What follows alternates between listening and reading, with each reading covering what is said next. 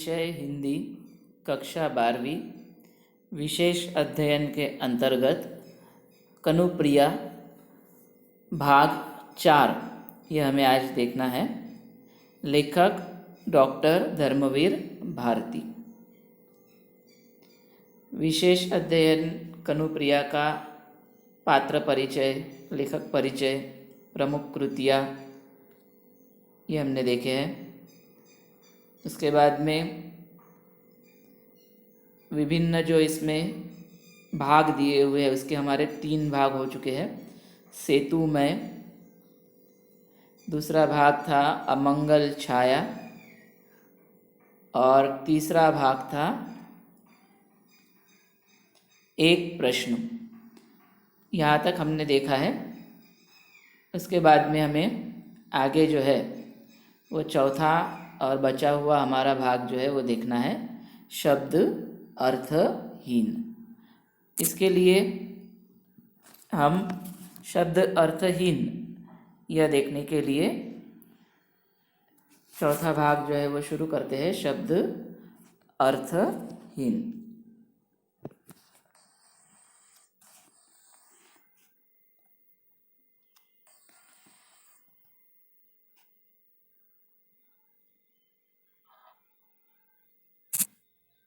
शब्द अर्थहीन।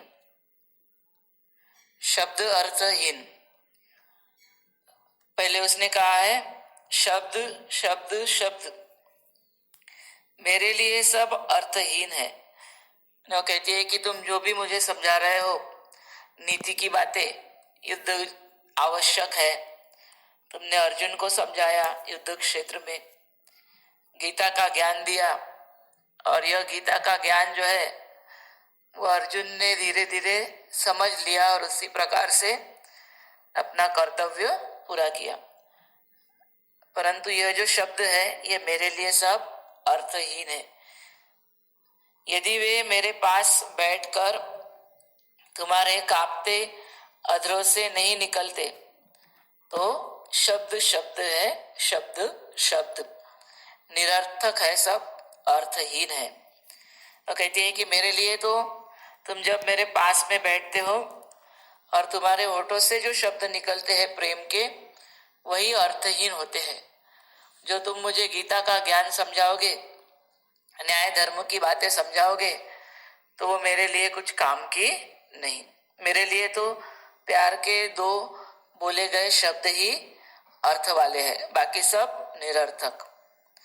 अब शब्द कौन से है ये वो बताती है। शब्द शब्द शब्द, कर्म, स्वधर्म, निर्णय, दायित्व, मैंने भी गली गली सुने हैं यह शब्द। वो कहती है कि सारे शब्द तो मैं हर जगह सुनती रहती हूँ, जिससे मुझे कोई लेना देना नहीं है। गलियों में मैंने इन शब्दों को सुना है। आते जाते लोग बोलते रहते हैं कि अपना कर्म करो, फल की अपेक्षा मत करो, स्वधर्म, अपना धर्म निभाओ, अपना काम जो है उसे पूरा करो, निर्णय, उचित निर्णय लेना चाहिए, उसके बाद में दायित्व, तुम्हारी जिम्मेदारी क्या है। यह सारी बातें मैं सुनती रहती हूँ लोगों से। अर्जुन ने इनमें चाहे कुछ भी पाया हो, मैं इन्हें सुनकर कुछ भी नहीं पाती प्रिय। सिर्फ राह में ठिठक कर तुम्हारे उन अधरों की कल्पना करती हूँ जिनसे तुमने ये शब्द पहली बार कहे होगे। वो कहती है कि अर्जुन को तुमने युद्ध भूमि में गीता का ज्ञान दिया है और यह गीता का ज्ञान अर्जुन ने पाया भी है, उसे कुछ समझा होगा उसमें से, परंतु वह गीता का ज्ञान मेरे समझ में नहीं आता है। मुझे तो वही पता है, राह में बैठकर तुम्हारा इंतजार करना और तुम्हारे 2 प्रेम के शब्द सुनने के लिए आतुर होना, बैठे रहना। वो कहती है कि तुम्हारे अधरों की कल्पना करती हूँ, तुम्हारे होठों की मैं कल्पना करती हूँ, जिसके द्वारा मैंने प्रेम के 2 शब्द पहली बार सुने थे। मैं उसी बात को याद करती हूँ।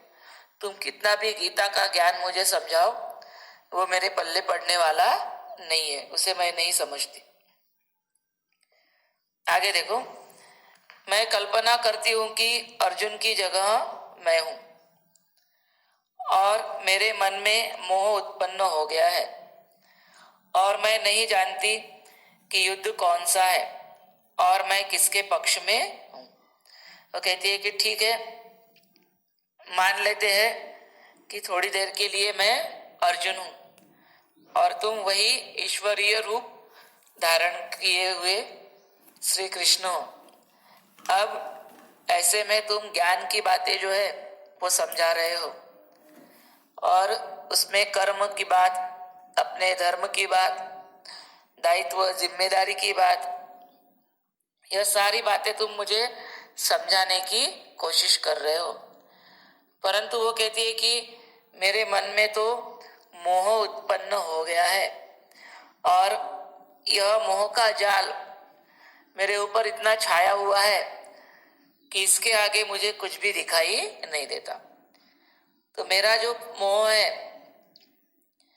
वह इतना मुझे जकड़ रखा है उसने कि युद्ध क्या है, वो क्यों जरूरी है, वो क्यों करना है, युद्ध में क्या करना पड़ता है, अपने से क्यों लड़ना है, कौन मरेगा कौन जिएगा, किसकी हार होगी किसकी जीत होगी, इस बात से मुझे कोई लेना देना नहीं रह गया। यह बातें भी मुझे सुनाई नहीं देती है। अगर मैं अर्जुन भी बन जाऊं तो मेरे ऊपर इतना मोह छाया हुआ है कि मुझे तो बस वही सुनाई देगा जो तुम मुझे कुंज की गलियों में, घाट के किनारे, गोकुल में सुनाते थे और वही मैं सुनती थी, वही मुझे सुनाई देगा। अगर मैं अर्जुन भी बन जाऊं तो भी मुझे अर्जुन की तरह ज्ञान मिलने वाला नहीं है। मैं किसके पक्ष में हूं यह मुझे पता नहीं, ना युद्ध के और ना ही तुम्हारे। और समस्या क्या है और लड़ाई किस बात की है, लेकिन मेरे मन में मोह उत्पन्न हो गया है क्योंकि तुम्हारे द्वारा समझाया जाना मुझे बहुत अच्छा लगता है और सेनाएं स्तब्ध खड़ी है और इतिहास स्थगित हो गया है और तुम समझा रहे हो। वो कहती है कि मैं सुनती ही जाती हूँ क्योंकि मेरे ऊपर क्या है, मोह छाया हुआ है। और किसका मोह है, वो केवल कनों की बात सुनने का मोह है। अब ऐसे समय पर अगर मैं अर्जुन बन गई और युद्ध भूमि में खड़ी हो गई और तुम मुझे समझा रहे हो तो मैं सुनती ही जाऊंगी क्योंकि मुझे तो तुम्हारी बातें सुनने की आदत पड़ चुकी है। मुझे मोह लग गया है इन बातों को सुनने का। परंतु एक समस्या है कि लड़ाई क्या है, किस बात के लिए हो रही है, यह तो कुछ समझ में नहीं आएगा। मुझे तो यह अच्छा लगेगा कि हमें सुनने वाला कोई है नहीं। जब तुम समझा रहे हो तो सारी सेनाएं स्तब्ध है, चुपचाप है, शांत है क्योंकि उन्हें कुछ सुनाई नहीं देता। उसके बाद में इतिहास रुक गया है। महाभारत के युद्ध में, युद्ध के पहले जब अर्जुन को गीता का ज्ञान दिया गया तो जो भी सैनिक सेनाएं वहां पे खड़ी थी वे सारे बेहोश हो गए थे क्योंकि अर्जुन को ज्ञान देना था और वो बातें जो है वो दूसरे को पता चलनी नहीं चाहिए थी। इसलिए उस ज्ञान को देने के लिए कृष्ण ने बाकी सभी लोगों को मोहित कर दिया था और वे स्तब्ध हो गए थे, उन्हें कुछ भी सुनाई नहीं देता था, कुछ भी दिखाई नहीं देता था। इतिहास मानो रुक सा गया था, थम गया था और ऐसे स्थिरता की वजह से सिर्फ अर्जुन को ही सुनाई देता। तो राधा कहती है कि मैं भी आज अर्जुन हूं और तुम मुझे समझा रहे हो और मैं सुन रही हूँ। यह बात मेरे लिए बहुत अच्छी है कि यहाँ पर सुनने वाला दूसरा कोई नहीं, इतिहास रुक गया है, केवल मैं और तुम दोनों ही है और मैं तुम्हारी बातें सुन रही हूं, इसी बात की मुझे आदत है। कर्म, स्वधर्म, निर्णय, दायित्व सारे शब्द मेरे लिए तो अर्थहीन है, नितांत अर्थहीन है, कुछ काम के नहीं। तुम भले ही मुझे समझाओ, लेकिन मुझे तो केवल एक ही बात सुनाई देती है, वह है प्रेम के शब्द। मैं इन सब के परे अपलक तुम्हें देख रही हूं। तुम समझा रहे हो ज्ञान की बातें, लेकिन मेरे कानों तक वो पहुंचती नहीं। मेरे कानों तक तो यही पहुंचता है, बस कृष्ण मेरे सामने खड़ा है और मैं उसे सुनती जा रही हूं। इनसे परे अपलक मैं तुम्हें देख रही हूं। इन्हें सब छोड़कर, इन सब बातों को छोड़कर मैं तुम्हें बस देखती ही जा रही हूं। तुम्हारी हर शब्द को अंजुरी बनाकर बूंद बूंद तुम्हें पी रही हूं। वो कहती है कि तुम्हारा एक एक शब्द जो है वह मैं अपनी अंजुरी में भरकर, दोनों हाथ जोड़कर, जैसे हम पानी पीते हैं अंजुली बनाकर हाथों की, तो उस अंजुरी में भरकर पानी जैसे पिया जाता है, उसी प्रकार से तुम्हारी प्रेम की बातें जो है वो बूंद बूंद मैं पी रही हूं। वो कहती है कि तुम्हें ही मैं बूंद बूंद पी रही हूं और तुम्हारा तेज मेरे जिस्म के एक एक मूर्छित संवेदन को धधका रहा है। उन्होंने बताया कि यह प्रेम की उच्चतम सीमा है, उसे अपने कृष्ण के अलावा और कुछ भी दिखाई नहीं दे रहा है। इतना बड़ा युद्ध क्षेत्र है, इतनी ज्ञान की बातें समझाई जा रही है, परंतु उसे कृष्ण के अलावा कुछ भी दिखाई नहीं देता है। कृष्ण और कृष्ण का प्रेम ही उसे दिखाई और सुनाई दे रहा है।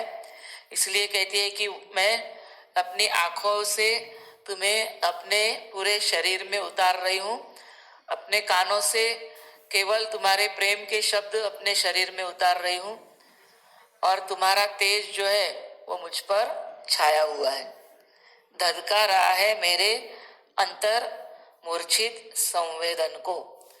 अंतर मूर्छित संवेदन जो है, यानी जो मेरा दुखी मन है, उस दुखी मन को एक संवेदना मिल गई कि आखिर में कृष्ण सामने आए और वो मुझे प्रेम की बातें सुनाने लगे। और तुम्हारे जादू भरे होठों से रजनीगंधा के फूलों की तरह टप टप शब्द झर रहे हैं। इसने आगे कहा है कि तुम भले ही कर्म, धर्म, न्याय, दायित्व इन बातों को समझा रहे हो, परंतु ये शब्द तो मेरे लिए निरर्थक है, कुछ काम के नहीं। मुझे तो ऐसा लग रहा है कि तुम तो मुझे प्रेम की बातें ही समझा रहे हो, और यह प्रेम की बातें कैसी है, तो रजनीगंधा के फूलों के समान। जो सुगंधी फूल है रजनीगंधा के, तो उन फूलों के समान तुम्हारी बातें जो है, सुगंधी बातें जो मेरे शरीर को महका रही है। रजनीगंधा के फूलों की तरह टप टप शब्द झर रहे हैं।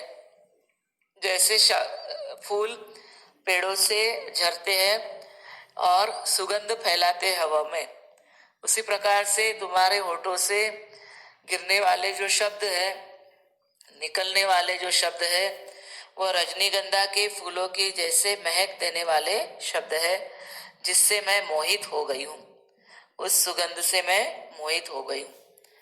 एक के बाद एक शब्द झरते जा रहे हैं। शब्द कौन से हैं? कर्म, स्वधर्म, निर्णय और दायित्व के। मुझे जगाने वाले, मुझे बार बार समझाने वाले कि इस मोह में मत फंस, अपने कर्म को समझ, अपनी जिम्मेदारी निभा, ऐसे शब्द जो है तुम बोले जा रहे हो, मुझ तक आते आते सब बदल गए हैं। तो कहती है कि तुम्हारे होठों से ये निकले हुए जो शब्द है कर्म, धर्म और जिम्मेदारी के, जैसे ही ये हवा से मेरी तरफ आने लगते हैं, तो ये सारे शब्द जो है वो बदल जाते हैं। मुझसे आते आते यह शब्द बदल गए हैं, मुझे सुन पड़ता है केवल राधन राधन राधन। वो कहती है कि मुझे तो केवल यही सुनाई देता है, हे राधे हे राधे हे राधे। मुझे बाकी कुछ भी सुनाई नहीं देता है। तुम चाहे कितनी भी ज्ञान की बातें बताओ, मुझे तो लगता है कि तुम सिर्फ मेरा ही नाम बार बार पुकार रहे हो। तुम केवल राधा राधा ही कर रहे हो, बाकी तो कुछ कानों तक मेरे पड़ता ही नहीं, कानों तक पहुंचता ही नहीं है। क्योंकि मेरे लिए तो अन्य शब्द जो है वो अर्थहीन है, निरर्थक है, कुछ काम के नहीं। शब्द शब्द और शब्द, तुम्हारे शब्द अगणित है कनु, संख्यातीत। वो कहती है कि तुम्हारे शब्द जो है वो अगणित है, वह गिने नहीं जा सकते। तुम इतनी बड़ी बड़ी ज्ञान की बातें समझा रहे हो, वह ज्ञान की बातें जो है वह गिनी नहीं जा सकती। तुम्हारे शब्द गिने नहीं जा सकते, अगणित है और संख्यातीत है। उसकी कोई संख्या की सीमा नहीं है, उसकी संख्या में नहीं रखा जा सकता, नंबर्स में उसे नहीं रखा जा सकता। ये सारे शब्द जो है यह अगणित है, पर उनका अर्थ मात्र एक है। वो कहती है कि तुम हजारों लाखों शब्द चाहे बोलो, परंतु उन शब्दों का अर्थ मेरे लिए केवल एक ही है, मैं और केवल मैं। वो कहती है कि मुझे सिर्फ यही सुनाई देता है कि मैं और मैं, यानी मुझे ही तुम पुकार रहे हो। उसने पहले ही कहा राधे राधे राधे, बस मुझे यही शब्द सुनाई देते हैं। फिर उन शब्दों से मुझे को इतिहास कैसे समझाओगे कनु। वो कहती है कि अगर तुम राधे राधे ही बोल रहे हो या फिर मैं वही सुन रही हूं, तो तुम इन राधे राधे शब्दों से मुझे क्या इतिहास समझाओगे, मुझे क्या ज्ञान की बातें दोगे, मुझे क्या युद्ध के बारे में बताओगे, किसके लिए आवश्यक है, क्यों आवश्यक है, यह मुझे बताकर कोई उपयोग नहीं है। इसलिए मुझे ज्ञान की बातें समझाने की कोशिश मत करो। यह सब बातें अर्थहीन है, निरर्थक है, मेरे कुछ काम की नहीं। सो मेरे लिए शब्द जो है वह अर्थहीन है। केवल तुम्हारा नाम मुझसे जो जुड़ा है वही मुझे अर्थपूर्ण लगता है, बाकी इस दुनिया में सब निरर्थक है और राधा और कृष्ण ही सत्य है। इसलिए वो कहती है कि राधा और कृष्ण, तुम्हारे पहले मेरा नाम तुम लेते हो और यही मेरे लिए सार्थक है, राधा और कृष्ण, तो यही मेरे लिए सार्थक है, बाकी सब निरर्थक। तो इस प्रकार से कनुप्रिया जो है विशेष अध्ययन अपना पूर्ण हो गया। विशेष अध्ययन का भाग हमारा 4 हिस्सों में हुआ पूर्ण, 4 भाग में हमको इसे बांटना पड़ा। उसमें 4 भाग भी दिए हुए हैं। तो यहाँ पर जो लेखक है, लेखक का परिचय भी हमने शुरुआत के हिस्से में लिया था। विशेष अध्ययन जब शुरू किया था, कनुप्रिया धर्मवीर भारती और इन्होंने लिखे हुए काव्य, और एक आलोचनात्मक टिप्पणी मैंने आपको बताई थी कनुप्रिया पर, कि कनुप्रिया जो है वह आधुनिक काल से जुड़ा हुआ काव्य है और आधुनिक स्त्री की संवेदना इसमें व्यक्त हुई है राधा के माध्यम से। राधा प्रिय है और कनु कृष्ण है, इसलिए कनु प्रिया। तो यह एक मील का पत्थर साबित हुआ। इस कनुप्रिया काव्य से धर्मवीर भारती को विशेष पहचान मिली, परंतु इसे किसी भी काव्य की धारा में वह बांट न सके। ना गीति काव्य कहा गया, ना गीति नाट्य, ना महाकाव्य कहा गया, ना खंड काव्य। मैंने आपको इसकी परिभाषाएं भी बताई थी, महाकाव्य, खंडकाव्य, गीति काव्य और गीति नाट्य। तो कनुप्रिया को किसी विशेष वर्ग में नहीं रखा गया। काव्य का कौन सा प्रकार है यह बताना मुश्किल हो जाता है कनुप्रिया में। आलोचकों ने बताया है कि इसे विभिन्न गीतों के रूप में बांटा जा सकता है, परंतु काव्य की किसी धारा में इसे नहीं बांटा जा सकता। तो इस प्रकार से कनुप्रिया जो है वह धर्मवीर भारती की एक प्रसिद्ध रचना है, जिसमें राधा के अंतर्मन की बात स्पष्ट की गई है। अंतर्मन में बताया था मैंने आपको कि दो भाग है, उसका बाह्य शरीर और उसका अंतर्मन।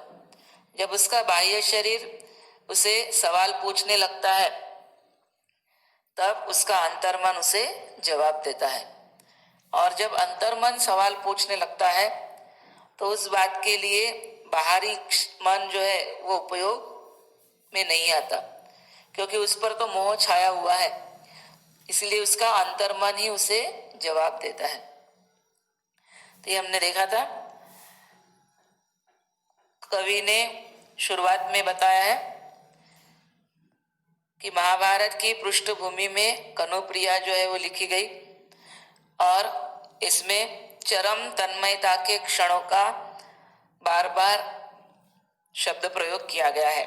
चरम तन्मयता, यह शब्द मैंने आपको बताया था कि पूर्ण रूप से अपने आप को स्वाधीन कर देना कृष्ण के, इसे कहा गया है चरम तन्मयता। और दूसरा एक है कि जब कोई भी नहीं रहता है, हम अकेले होते हैं, ऐसे समय में आंखें मूंदकर अगर हम विचार करने लगे तो हमारा अंतर्मन सवाल पूछता है और वो जवाब देता है।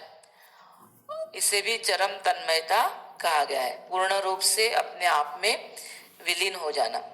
तो राधा जो है वो पूर्ण रूप से कृष्ण में और अपने आप में विलीन हो जाती है, और उसे केवल राधा कृष्ण, राधे कृष्ण इतना ही सुनाई देता है।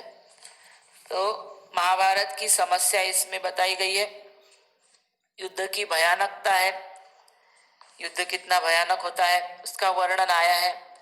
उसमें किस प्रकार से मनुष्य की हानि हुई है, कितने लोगों का कैसे नुकसान हुआ, उनकी वजह से बाकी लोग कितने दुख में आए, यह सारी बातें भी इसमें बताई गई।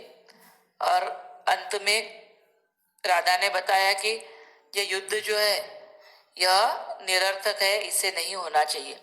संसार में केवल प्रेम ही होना चाहिए, युद्ध नहीं होना चाहिए। तो इस प्रकार से सारांश जो है वो राधा ने बताया है। आखिरी में पेज नंबर 78 देखो, स्वाध्याय। कनुप्रिया की तन्मयता के गहरे क्षण सिर्फ कौन से है ये अब यहां लिखना है। तो जैसे पहले कृति में आपको मैंने पढ़ के बताया था, कनुप्रिया के अनुसार यही युद्ध का सत्य स्वरूप है। युद्ध का सत्य स्वरूप क्या है ये आखिरी में है। कनुप्रिया के लिए अर्थहीन शब्द जो गली गली सुनाई देते हैं वह है प्रेम के शब्द। राधा राधा राधा, ये आखिरी में प्रेम के है, लेकिन गली गली में जो सुनाई देते हैं वो अलग है। वो है कर्म, स्वधर्म, निर्णय और दायित्व, यह गली गली में सुनाई देने वाले शब्द है। कनुप्रिया के मन में मोह उत्पन्न क्यों हो गया, इसका कारण। आम की डाल सदा के लिए काट दी जाएंगी, इसका कारण क्योंकि वहां से सैनिकों के रथ गुजरेंगे जिसकी पताकाएं पेड़ों में अटक सकती है। और मोह उत्पन्न हो गया है क्योंकि कृष्ण बोल रहे हैं, इतिहास स्थिर है, किसी को कुछ सुनाई नहीं दे रहा, केवल वहां पे दोनों ही हैं। इसलिए कृष्ण अगर बोलते हैं तो वह सुनने के लिए वो हमेशा तैयार रहती है, और इसलिए मोह उत्पन्न हो गया है।